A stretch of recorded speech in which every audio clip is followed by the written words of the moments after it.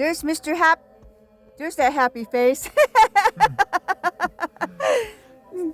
Oh, so Grandpa, we want to hear another story.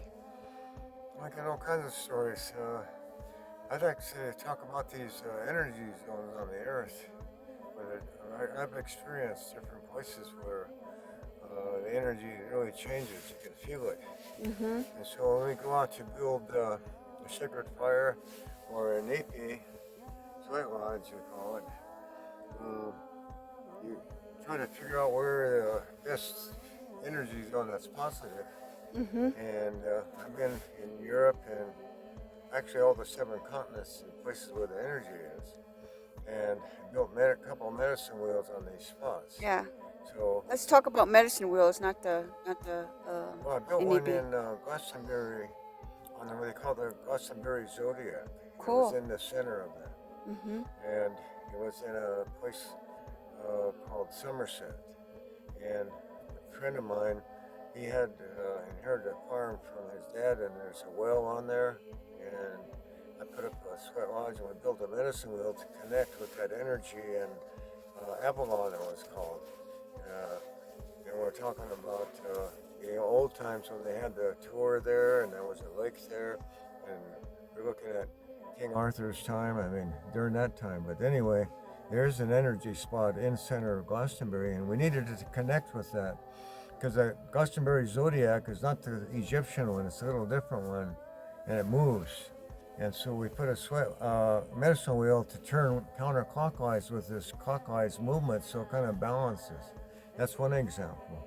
Another one was in Austria, in a place called Billach, where on a mountain there I put up a large medicine wheel and on an energy spot so we could connect with the ground there. And then another one on top of a sacred mountain called Mirnock, and there's 7 villages around.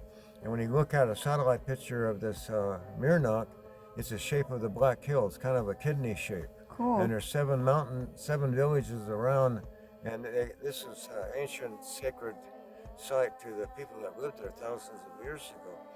So there's an energy spot there where scientists had measured it, and a church went up there, and they put the cross on that energy X. It's a ley line. It goes all the way like an X. It comes from the Appalachians, and it goes up north and then into Italy. Mm-hmm. A ley line, and it happens to be right on the top of that mountain.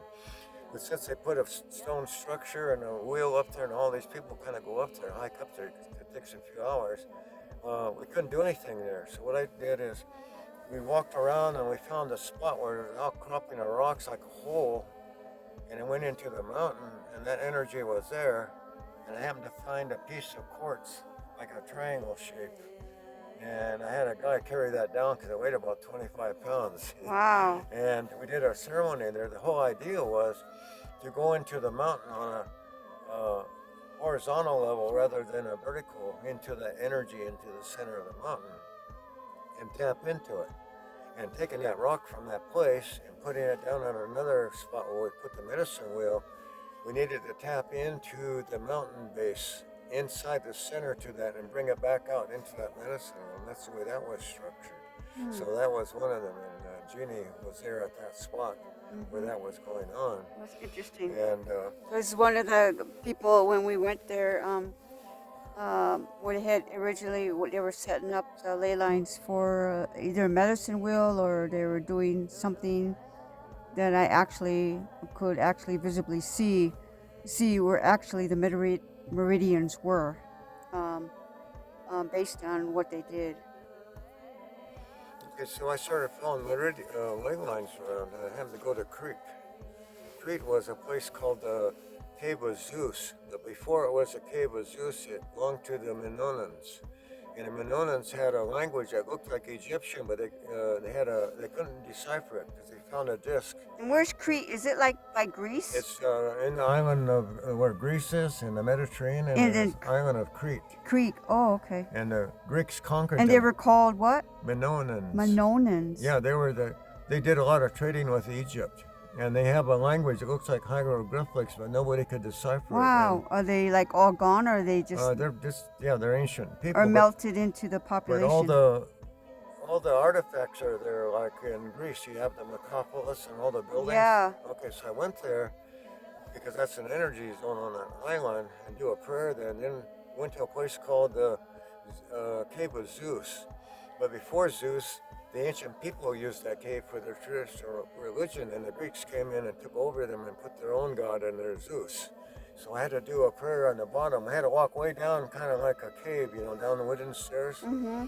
And I got down to the bottom. I looked around, nobody was around, so I did a sacred holy smoke and put some red dirt in there and would put an imprint in it into that place. And I found a couple of rocks and I carried them out and went back up. So that's one energy zone.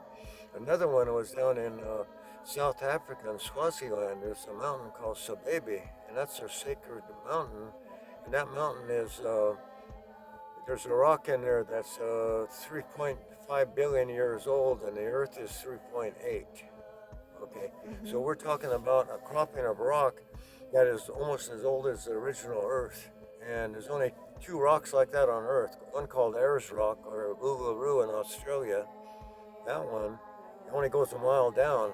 This one is another rock. So I had a piece So of are it. these rocks that they come up from volcanic activity?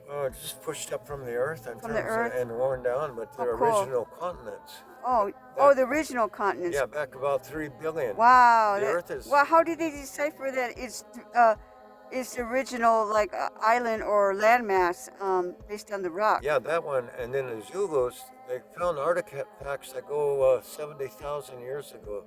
The medicine men and people used that rock. And that cave, there's a cave up there, so I did a prayer ceremony on that cave and connected with that. So that energy zone goes back to the ancient African people that lived there 100,000 years ago. Wow, that is so interesting. Well, listen up, Wambli Mani.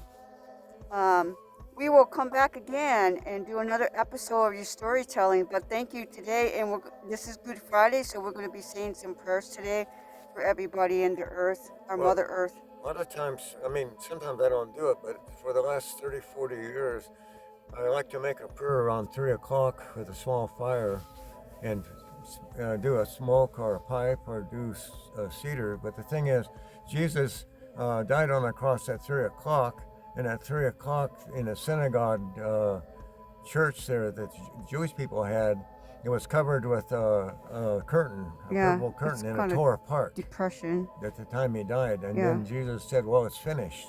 Meaning that old way is finished, and now the new way started, and he brought 2 commandments. He said the old 10 His commandments, life was don't worry finished about that. for a moment. He said they're fulfilled by the 2. And so there's 12 commandments now.